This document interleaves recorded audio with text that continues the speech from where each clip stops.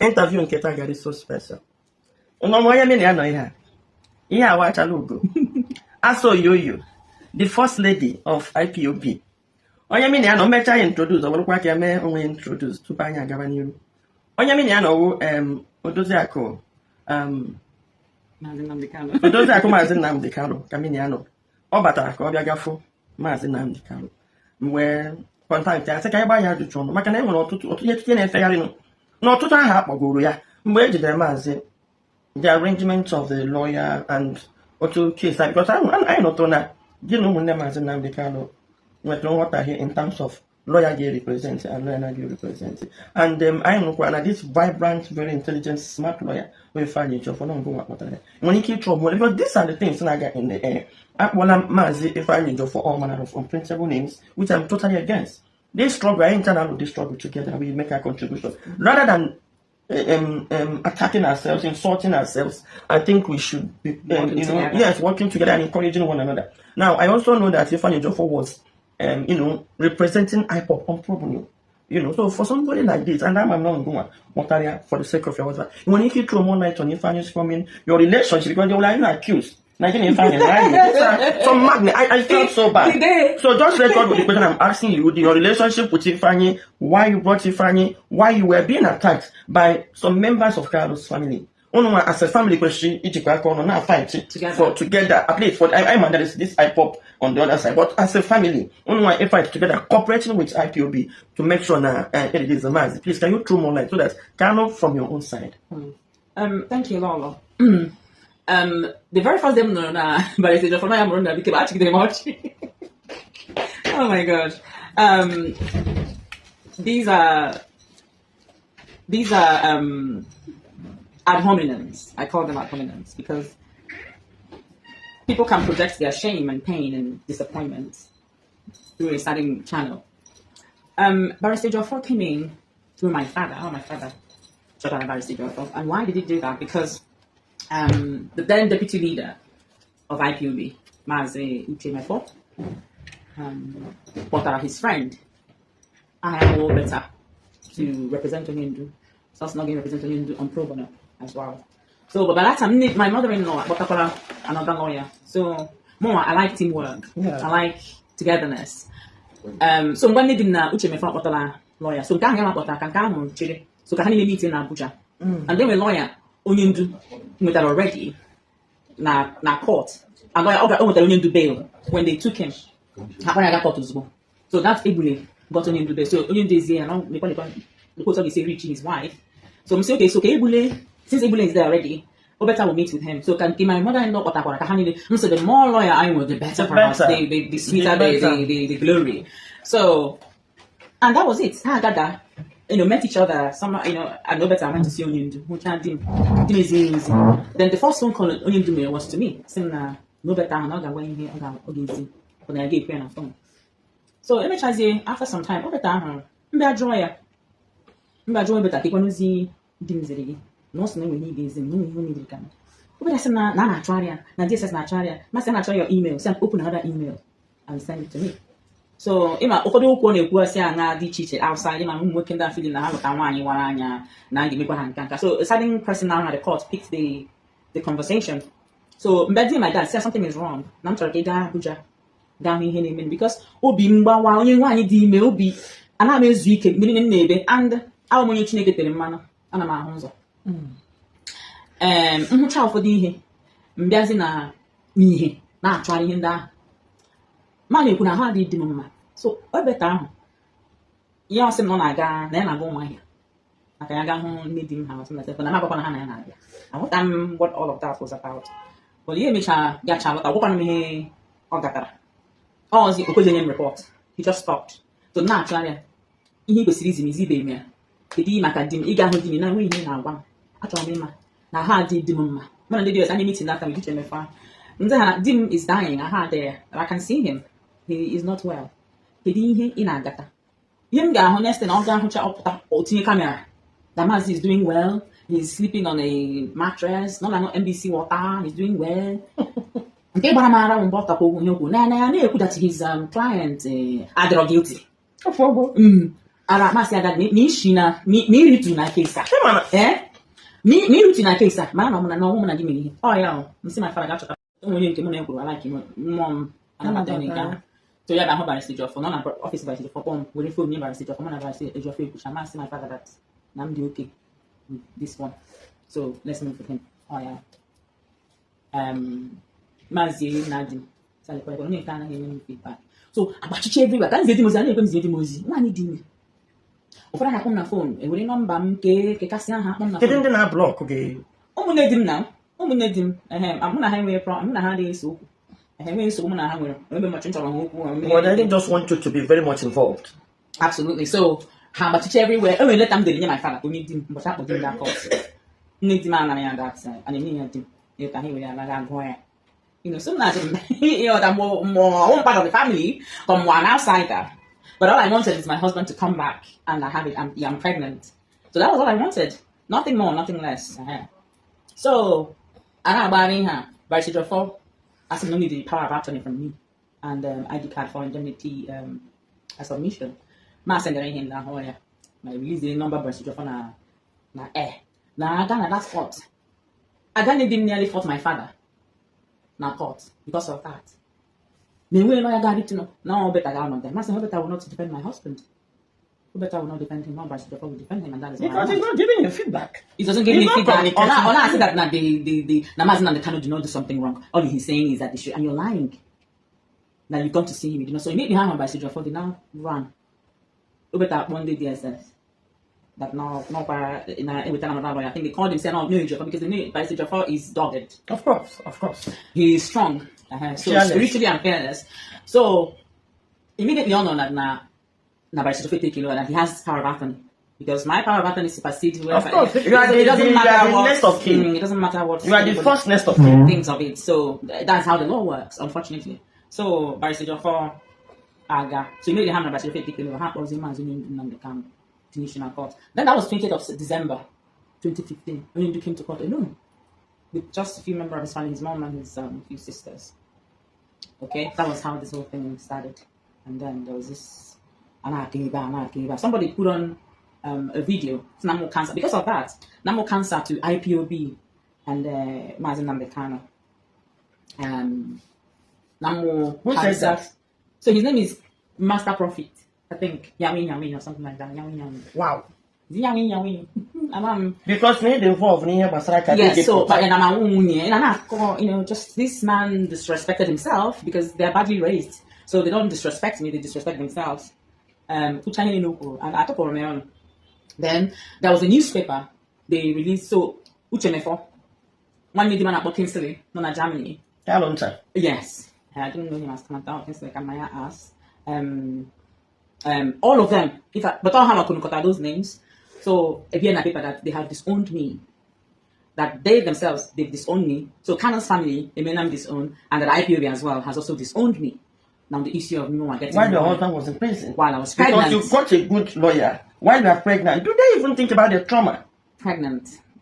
Let's assume I wasn't pregnant. That would have been a little bit, but I was pregnant, and it was more like I talk with that female or something like that. And the pain. If I was not a spiritual person that can see further ahead, I probably would have died because it got locked. So, but because you lock me physically, but I can see behind the physical part of what you're locking, I'm a bit calm. So because this is what actually is going on. So as this not just so that was what happened. But Ejiofor fought.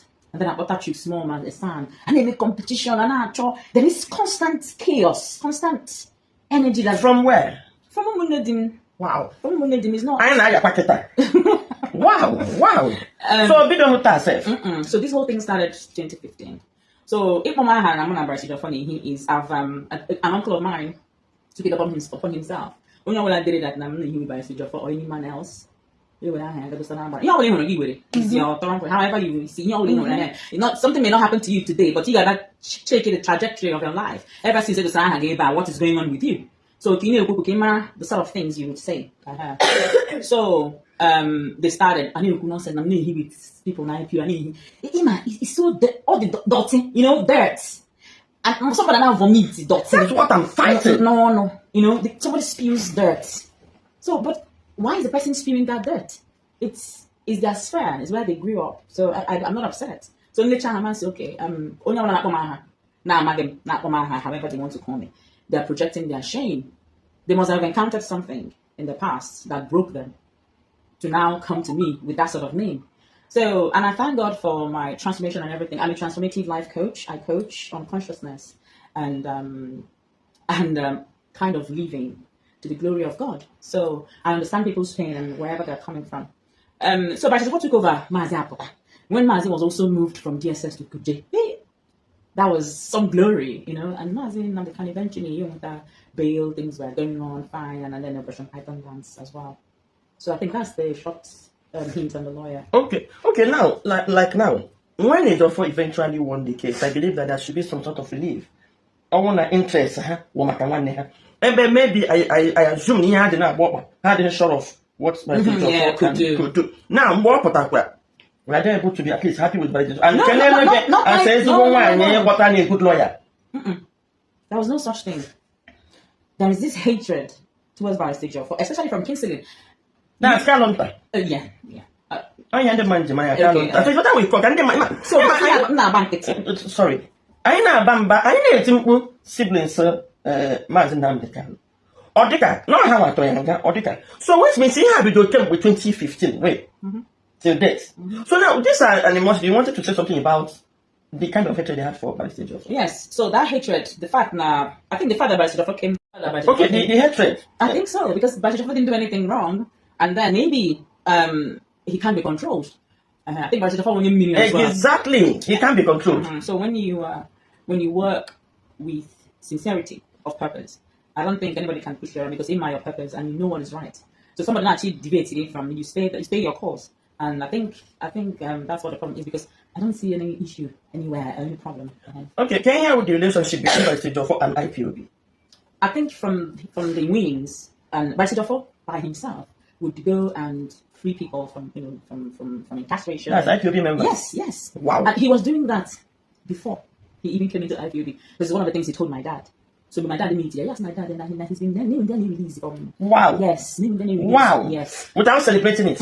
Silently. Oh my goodness. So Chineke, my dad, that's the person we need. Person with good heart. Really, it will go already. At all costs. So when it comes to do with lawyers and everything, IPOB is everything comes from IPOB. Wow. Okay. So that is that's how. Okay, now the relationship after Opotazi, did it get better? Did his brothers one effort so if Barr Ejiofor? When we got say turning eventually only had the good so thank God that was there a time had that show that kind of remorse and then acceptance? Things actually got worse. In fact, not an ability, man, even a stranger. So I have to say this because I'm watching Kitty sometimes. You don't think I'm the baby.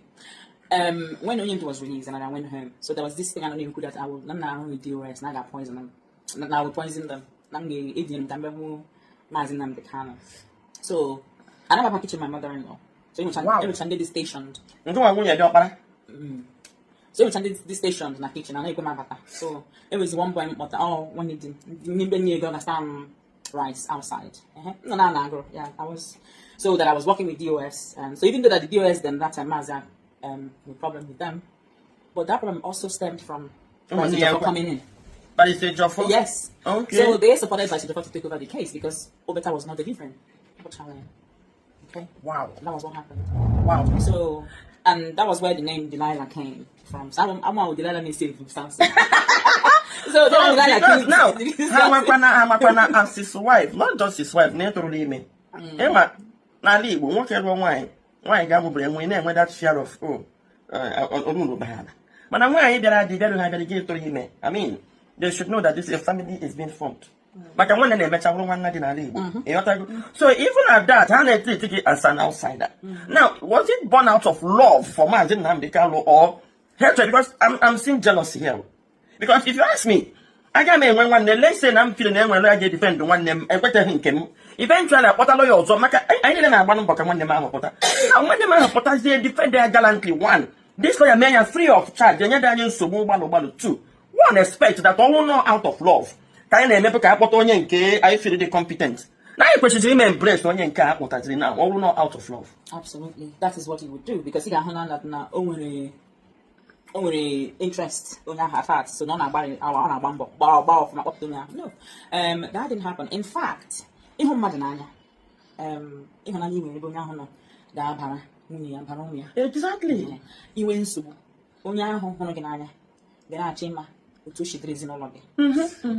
So Nnamdi Kanu nwunye ya dị ime isi ụta kpasị agwa mee ihe niile a anyị ya mere mmadụ na-eche echiche sị mmadụ hụ gị n'anya ọ ga na-eme ihe ụmụ gị ọ ga na-eme kịchọ na ha dị oke ka m kpọbata ihe a ebit ndanda enwere nwa amaji a na-akpọ Simon Ekpa, which you did very good job because our first time on your video ebe na-ekwu that na IPOB na-egbu ndị mmadụ na banyị no Simon Ekpa na boys ahụ na-egiri ihe ahụ ege m ya na radio one man gị na-eme echi nka nwere video.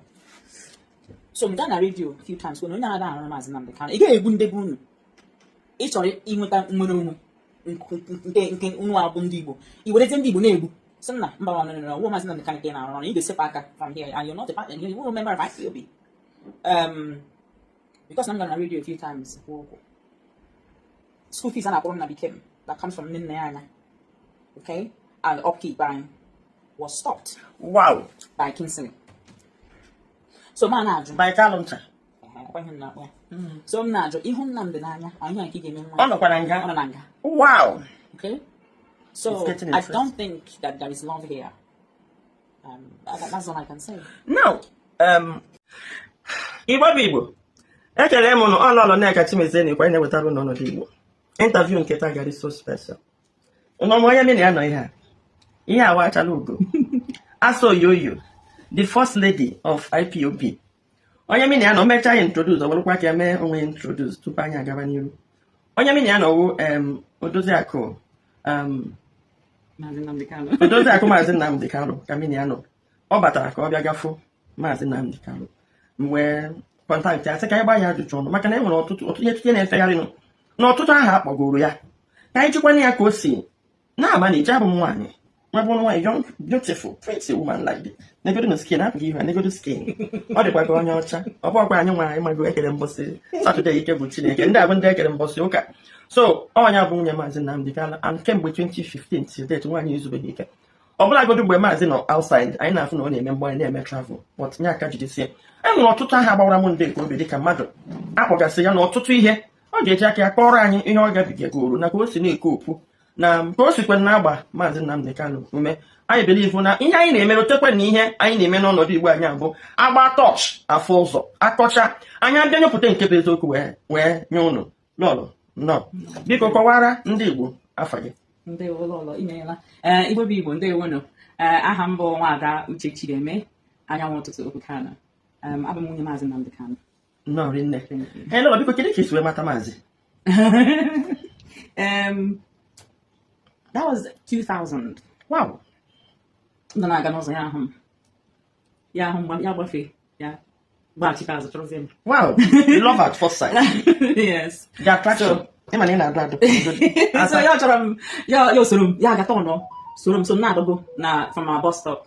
So ya nso m n'azụ ya sị na ya na-achọ ụzọ. Masị na mama ebe ọ na-aga. So ya na-asị m amụrụ gị na ala bekee masị ya mba na anọ n'obodo a ya sị m kama na ị na-ekwu okwu ya amara gị masị ya na ọnwụ ụzọ ọ na-achọghị ihe ahụ so anyị na-aga nwanne m tara na-aga sị m na onye nwere nke a na-eso m n'azụ ihe a m sị ya na ọ na-achọ ụzọ so ya masị na mbata na moto ebe m sị na my mother ma ebe ọ na-achọ kesa ma ama ụzọ like that so sị m bata na masị na mama asị na maba na moto strangers so onye chọrọ ịmata ụzọ from my mom ị ga-eso m so onye anya ntakịrị so because onye anya ntakịrị esizi m shortcut so nsirizi ụzọ toro ogologo o soro m n'azụ like that so ya bata ya paakị ya soro m bata n'ụlọ masị m onye onye apa masị na mama onye ọ na-achọ ụzọ mmasị m na ịbịakwa because ndị na-eme ihe ndị agharịa masị m na m abịakwa na otu m si ama masị ama na ọ na-achọ ụzọ na m sị na ị ga-ama that side na ị gatụla ebe ahụ before so taa ka o si ba n'ụlọ anyị then ya gwa my mom no that's how we met the next day. Yeah, I know why. That same day, I went wrong about him. Okay. And then when he came to my house the next morning, the same if I'm Houti, now I'm Houti, I know why. Wow. So I don't know, man, I said, if I kiss no okay. So, when you sit in the kuto taba bati office, the rest of the history. Good. No, you don't get in there, much as the law. I lụrụ 2009 Okay. December. Okay. 19th December 2009. Although na that day, it was Rike. N'ihi na Maazị Nnamdi Kanu na-ajụkwa ya ajụjụ maka ihe gbasara ime Biafra ID card, plate numbers, omeke onwe ya kọmichina na ụdị ihe ahụ. So Maazị na-akọwa na ha that na ọ gbasakọchakwana ala azọ ute. So I think that was what ticked off was Rike. Was Rike having our traditional marriage day? Yeah, with the boys, yeah, I got to do Maazị Nnamdi. Wow. Maybe share everything. Although now I'm meaning that the traditional marriage no kwado maybe share. So I don't know how we're out. No, I'm going to say now traditional marriage didn't hold. So kama ya kwa was Rike ezikwa ozi. Say ọ na Maazị abịa, dịkwa ihe ọ ga-eme ya. Kama onye gwara m ihe ahụ. Or maybe Maazị tell no egwuregwu na. Maybe. So how maybe share everything. So na dị masị maybe only maybe share ihe ha. Not to akpọtakwa. So like akwụ ụgwọ isi. So ha akwụ ụgwọ isi. I don't know ga na agbanya ya ma gwa mere. Ọ nwere ihe aga m egbu ewu ọgbụgbandụ. So egbu ewu ọgbụgbandụ, anyị na-egbu ewu ọgbụgbandụ. So I akpọla m that day. Okay. So the struggle, 2014 on my videos, but I think you have been around the struggle from Mosop to forming IPOB. Good. Can you remember the arrest? Maazị Nnamdi arrest a few times before that 2015. Wow. Really? Mm-hmm. Even came in Abuja, he was traveling back. I may arrest na airport, Ubucha, Biafra retaliation. Yeah, I can't come from the paper. Oh, go to Obiana like this. Say photo. Yeah, I think I said okay. Can date from the 2015. Mm-hmm. Wow. So can you mean that before? Can you mean that before? Then 2015. But in Kewuri. Okay. I think right from that 2015, for 20 my videos to be. I didn't get on that coconut support. So, like I said, yes. I believed in the struggle. I brought a member of IPOB, but I believed in the struggle because from 2015, the IPOB struggle became a movement. Absolutely. IPOB thing, yes, it became a movement. And then you are buying a movement. Okay, now during that period, wow. I got 8 months. Wow. So I got 8. That was October 14th. When I know from because I'm more about so. I'm gonna 30 minutes, 45 minutes before we don't win. So only cheap or yeah, the remozy. So here not to come away ball okay, cheap on all that body in a my hair. So also my ball Marcia and Abolama because Mama by one. Yeah, with them. I think I'm 30, 45 minutes now. Marcia out and then alone. In all of this, alone, now alone. So black contribute to go thank you. Oh, so for this is your yes. So for you to pass through this alone, I remember when the more for in 3 months. So my husband has to be there, give me water, give me this, help me to bed. So I can imagine that didn't take a on there because they make and the back and why not like petting and touching and stuff like that. So you face this alone, not just that upon a digging over you go. Come on, can't dig. Yes. And then the trauma, how did you cope? Towards midnight, on my big December, my mom came. My mom got into that time, so she came to go through that process with me. But before she came to cope, every here war, like you constantly at war. You're constantly at war spiritually. You're constantly at war psychologically. At war. Now my government, there is war everywhere. So, and some people when they take it for such things. So I will not. I'm ordinary mother. I wouldn't be here today. I want a female. Wow, I can imagine. Because it was the troublesome pregnancy. Trauma, absolutely. Yeah, because one question why you did after 3 months, you get after the first trimester, you're free. But for you to go through that, then there was the issue of the lawyer as well, who needed to give him feedback as that he might. Okay, let's talk about the lawyer now. Where did the arrangement of the lawyer and also case because I not know Nnamdi Kanu what I hear in terms of lawyer they represent and lawyer they represent. And I know this vibrant, very intelligent, smart lawyer will find it for no go when he keep trouble because these are the things I got in the air. If I need for all manner of unprintable names, which I'm totally against. They struggle, I internal they struggle together, we make a contribution. Rather than attacking ourselves, insulting ourselves. I think we should be, working together and encouraging one another. Now, I also know that Nnamdi Kanu was, representing IPOB on problem. So for somebody like this, and I'm not going for the sake of your husband, when you throw more light on Ifeanyi's coming, your relationship, because they will like accused. Some magnet. I felt so bad. So just record with the question I'm asking you, your relationship with Ifeanyi, why you brought Ifeanyi, why you were being attacked by some members of Kanu's family.